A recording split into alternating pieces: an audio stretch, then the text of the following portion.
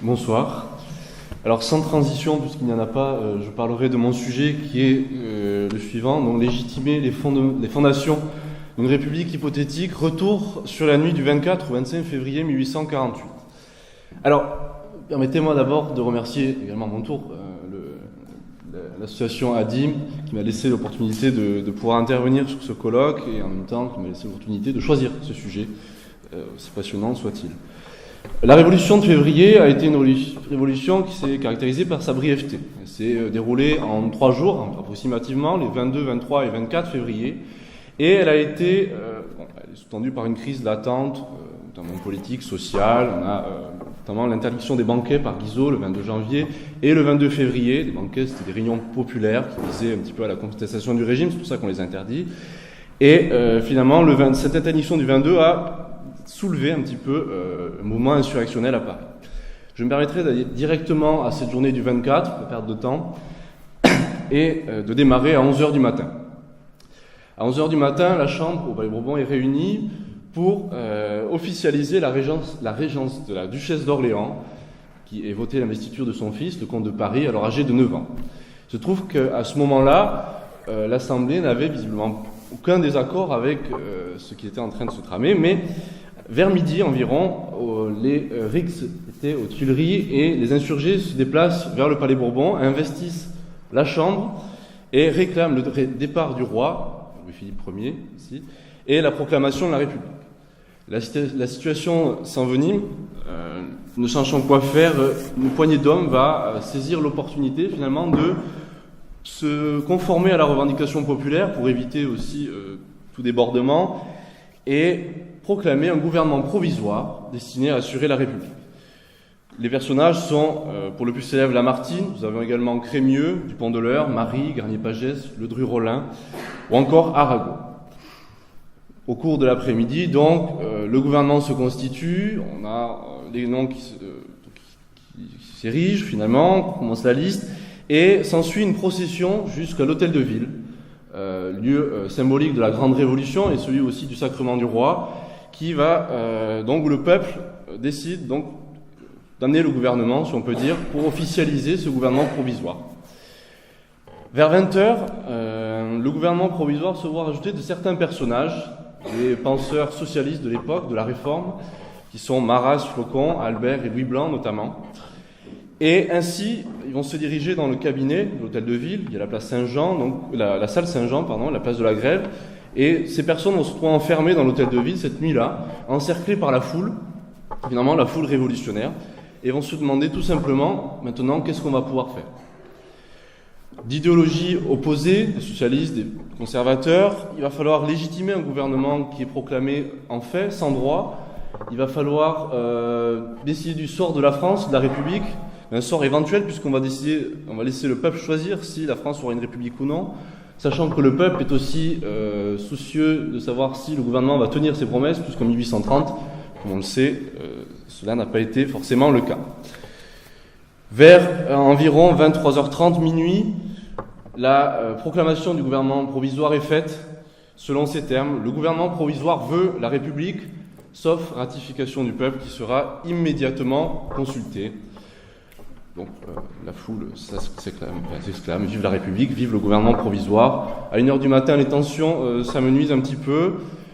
Je passe un petit peu dans le temps, mais on saura le 5 mars, il y aura l'élection de l'Assemblée constituante. Le 4 mai, le gouvernement présentera sa démission à cette Assemblée. Et le 4 novembre, nous aurons la proclamation de la seconde, ce qu'on appellera la deuxième République.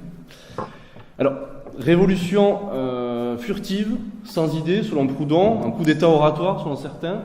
Toujours est-il que c'est un gouvernement qui est proclamé sans droit. Et le problème est de savoir du coup comment combler un vide entre une monarchie déchue et une république hypothétique qui va éventuellement se concrétiser. Alors la méthode qui m'a été proposée d'adopter sur ce sujet, c'est de reprendre les témoignages des membres du gouvernement cette nuit-là, afin d'essayer d'éclaircir comment on pourrait définir finalement le gouvernement provisoire. Et on voit que ces réflexions cette nuit-là notent finalement une réflexion sur ce qu'ils sont eux-mêmes, sur ce qu'est ce gouvernement provisoire. Et c'est ce qu'il m'est amené de démontrer. Alors le gouvernement provisoire, comme je l'ai dit, est un gouvernement de fait. Donc, je vais passer vite les critères pour passer à d'autres éléments. Donc le caractère insurrectionnel, évidemment, l'absence d'habitation juridique. Il faut également une obéissance généralisée. Il faut que tout le monde obéisse à son gouvernement puisqu'il n'a pas de droit. Et il faut enfin que les actes aient une exécution sur tout le territoire national. Alors, dans une première partie, je traiterai de la détermination du caractère provisoire. Le caractère provisoire a introduit le domaine juridique au XVe siècle dans le langage judiciaire et a été ensuite appliqué au gouvernement par Jean-Jacques Rousseau dans son contrat social qui parlait de gouvernement provisionnel et ensuite a été systématisé par Paul Amselec. C'est sur ces critères que je me baserai pour caractériser le provisoire. Le provisoire se caractérise premièrement par un aspect provisionnel, une indétermination temporelle et la cessation par une décision définitive. Alors, pour le caractère provisionnel, on le voit ce soir-là, donc la provision, c'est-à-dire qu'on doit combler un vide qui naît de la rupture, comme le dira Lamartine au début de la soirée, dont la monarchie est renversée, rien n'existe plus, rien ne peut plus exister de ce qui a été. Donc, on ignore finalement le droit ancien, le droit, enfin, la constitution monarchique, et on se retrouve devant de nouvelles bases qui vont se trouver donc un petit peu factuelles. Un autre problème, c'est qu'on ne peut pas laisser l'État sans gouvernement. Le principe de permanence de l'État fait que on ne peut pas. Donc il faut toujours qu'il y ait une autorité qui gouverne. Alors, la nécessité de la provision naît du coup de la racine latine de la notion de provisoire qui vient du verbe providere, qui signifie voir devant, ce qui signifie donc finalement une projection vers une décision définitive et apporter une provision, c'est-à-dire une provision pour combler le vide en attendant cette décision définitive. La provision va se matérialiser ici par la justification de la nécessité, c'est-à-dire maintenir l'ordre public. N'est-ce pas ? Dans un communiqué, Marie dira au début d'un début de soirée dans l'hôtel de ville, en ce moment, ce qui importe, c'est de maintenir l'ordre sans lequel il n'y a point de liberté. Donc, finalement, en attendant la décision du peuple de proclamer la République, ce qui compte, c'est d'organiser un fonctionnement régulier ou plus ou moins régulier des pouvoirs publics. Deuxièmement, nous avons l'indétermination temporelle.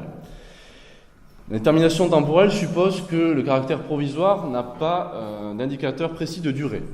Le caractère provisoire signifie finalement que tant que la nécessité le suppose, le caractère provisoire dure jusqu'à la décision définitive. C'est ce que dit notamment la proclamation que j'ai lue tout à l'heure, quand le gouvernement annonce que le peuple sera immédiatement consulté. Et d'ailleurs, vers 21h environ, les débats autour de cette immédiateté vont commencer, finalement, de savoir comment proclamer cette République, comment on va appeler cette immédiateté. Trois camps se dessinent, pour faire vite. Un camp qui entend l'immédiateté au sens strict, notamment par Dupont de l'Eure, Arago et Marie, et qui veulent réunir sur le champ une assemblée pour voter donc la République. L'autre camp, celui de notamment Blanc, de Ledru-Rollin, propose finalement de proclamer la République sans convoquer une assemblée. Le gouvernement va se substituer à la volonté du peuple et, soi-disant, traduire sa volonté. Et le troisième camp, qui sera gouverné par Lamartine, Crémieux ou Garnier-Pagès, et cette solution qui sera retenue, vise à attendre finalement que la nation tout entière soit informée de ce qui se passe à Paris, puisqu'à l'époque c'est pas forcément évident de communiquer aussi. Et une fois que la nation tout entière sera informée, on la réunira au sein d'une assemblée pour qu'elle puisse voter la République ou non. De caractère provisoire, donc, ira jusqu'au, comme je l'ai dit, au décret du 5 mars et au 4 mai sur la démission du gouvernement. Dernier point sur cet aspect, la préfiguration du définitif. La décision définitive ici est claire et elle figure aussi dans la proclamation du gouvernement. On nous dit « sauf ratification du peuple », ce qui veut dire que l'onction populaire par le suffrage finira par amener que le peuple aura le dernier mot et décidera si oui ou non, finalement, on aura une république. Le gouvernement se contentera finalement d'apporter cette provision jusqu'à cette décision définitive. Je me permets à ce propos de finir en citant Lamartine qui dira « Ce gouvernement donnait toutes les probabilités du lendemain de la République, mais il réservait à l'Assemblée nationale, que j'indiquais du premier mot, ce qu'aucune faction, ce qu'aucun entraînement, ce qu'aucune acclamation ne pouvait lui enlever. La sanction souveraine et entière de la forme définitive du gouvernement qui conviendrait à la nation d'accepter. » Ensuite, comme autre point, les débats vont s'orienter surtout vers la légitimité du présent gouvernement, qui naît de ce caractère furtif et inattendu finalement sur la constitution de ce gouvernement. Comment une poignée d'hommes finalement peut légitimer une autorité en attendant une république et en comblant un vide entre deux régimes, Et pour le peuple, la question se pose de savoir comment s'assurer que ces gouvernants, ces quelques personnes, vont bien faire ce que l'on veut, vont répondre à nos revendications. Selon les témoignages de Louis Blanc cette nuit-là, il dira notamment que c'était le chaos à débrouiller et que finalement la décision du gouvernement, cette nuit-là toujours, tenait du prodige. Alors tout d'abord, la légitimité de ce gouvernement tient à une légitimité morale et politique. Et cette légitimité est circonstanciée puisqu'elle se passe cette nuit-là. Étant donné que nous n'avons pas de base légale pour proclamer un gouvernement, évidemment, il n'y a pas de légitimité juridique, celle-ci sera par anticipation, c'est ce que je traiterai en dernier point. 3 problèmes se posent alors pour le gouvernement cette nuit-là dans ces débats. Le premier est de justifier leur position. Car en effet, un gouvernement constitutionnel ne dispose pas du droit pour se légitimer. Et le gouvernement en est bien conscient, et ils sont bien conscients de l'irrégularité de leur situation. Crémieux dira, notamment en répondant à des propositions d'Arago et Dupont-de-l'Eure, « En droit, messieurs, vous avez raison, mais ce n'est pas en droit que nous discutons, c'est bien en fait, c'est un fait que nous reconnaissons. » À ce niveau-là, du coup, on pourrait se demander, mais l'autorité va découler finalement de la confiance que le peuple va octroyer au gouvernement. Et c'est cette reconnaissance par la confiance qui va fonder l'autorité. Alors, je me baserai sur 2 points très rapidement à ce niveau-là. Nous avons surtout la venue des socialistes, Louis Blanc et Albert. Louis Blanc, donc penseur de l'époque, et Albert, qui est un ouvrier, donc qui suscite l'adhésion du peuple finalement, et va être un gage de légitimité pour le gouvernement, sachant que les premiers instigateurs n'étaient pas forcément d'accord avec la venue de ces personnes, mais ils n'ont pas pu l'éviter finalement, puisque le peuple était derrière eux. Et il est intéressant de voir que tout au long de la soirée, ces représentants iront dans la salle Saint-Jean pour faire état de l'avancée des délibérations et rassurer la population, pour dire « rassurez-vous, on va proclamer la République ». Et même, non sans une certaine démagogie parfois, où Louis Blanc ira dire « nous allons proclamer une république sociale », ce qui suscite l'émerveillement des révolutionnaires. Un deuxième aspect, sur l'aspect de la confiance, a trait à la surveillance. Et sur un aspect assez intéressant, c'est que cette nuit-là va s'organiser également la nomination de délégués populaires, qui, un par arrondissement et 2 par banlieue d'ailleurs, qui vont être chargés de rentrer dans le cabinet, là où a lieu la délibération du gouvernement, pour surveiller, assurer une certaine transparence dans le processus, surveiller les délibérations du gouvernement et en faire état au peuple révolutionnaire qui est dehors. Alors, évidemment, le gouvernement n'est pas forcément d'accord avec ces espions, mais ils n'ont finalement pas le choix, puisque les portes sont à peine gardées par certains gardes, mais la situation s'envenime. À cela, je renverrai au témoignage de Charles de Lavarenne, qui est un étudiant à l'époque, qui a, dans ses mémoires, a raconté cette épopée finalement. Et il est intéressant de comparer ces mémoires avec les témoignages des membres du gouvernement et de voir que finalement le style n'est pas le même et qu'il y a une vision beaucoup plus pessimiste et obscure des événements. Le deuxième point est celui de dissiper tout équivoque quant à la proclamation du gouvernement. En gros, le but est de faire une proclamation suffisamment claire et précise pour éviter tous les doutes quant à la volonté du gouvernement de proclamer la République en vertu donc, de la volonté du peuple, mais en même temps de laisser une certaine marge de manœuvre au peuple pour décider en dernier ressort. Alors, je vais faire très vite, mais la première proposition de Lamartine est assez longue et fastidieuse à lire, et finalement, pendant de 21h30 à 23h, les personnes vont discuter finalement de ces petits mots qu'il faut rajouter ou enlever, alors que c'est d'importance ou pas, ça à voir, mais en tout cas, sur comment vraiment articuler cette proclamation. Alors tout d'abord, on passe de « il adopte la forme républicaine » à « bien qu'il soit de cœur et de conviction pour le gouvernement républicain d'adopter cette forme ». Puis Lamartine propose une autre proposition « bien que le gouvernement provisoire agisse au nom du peuple français, bien qu'il soit de cœur et de conviction pour le gouvernement républicain ». Louis Blanc s'y oppose notamment, il dit « quoique le gouvernement républicain provisoire préfère la forme républicaine, on change ensuite, quoique le gouvernement soit pour un gouvernement républicain ». On change ensuite, le gouvernement provisoire tout entier réclame la République, on enlève tout entier puisqu'on considère finalement qu'on n'a pas à préciser qu'on est à l'unanimité, on est censé tous s'entendre, donc on supprime ces 2 mots tout entier. De réclame la République, qui est jugé trop affirmatif, on va passer à désire la République, puis veut la République, pour enfin passer à la proclamation finale que je vous ai lue au début de la présentation. Le dernier point est très simple aussi, c'est l'assentiment du peuple souverain. Comme je l'ai dit tout à l'heure, la Révolution se fait à Paris. Les insurgés sont nombreux, mais ils ne représentent pas toute la France. Évidemment, c'est qu'une fraction du peuple. Et la question se pose de savoir si on proclame la République par une assemblée sur le champ, il va y avoir que le peuple de Paris qui va décider, mais on ne sait pas ce que pense finalement la province et tout le reste de la France. C'est pour ça qu'on va adopter notamment cette vision de l'immédiateté, conformément à la proposition de Lamartine. Dans une lettre d'Adolphe Crémieux le lendemain qu'il écrit à un ami, il dira « Mais que va dire la province ?» En fait, on ne sait pas ce que va dire le reste de la France et quel est l'avenir de la République, puisqu'on a laissé au peuple le soin de décider finalement en dernier ressort. Je passe dans la soirée, donc ces débats s'amenuisent, la proclamation du gouvernement est quasi prête. À 23h, les portes du cabinet menacent d'être forcées.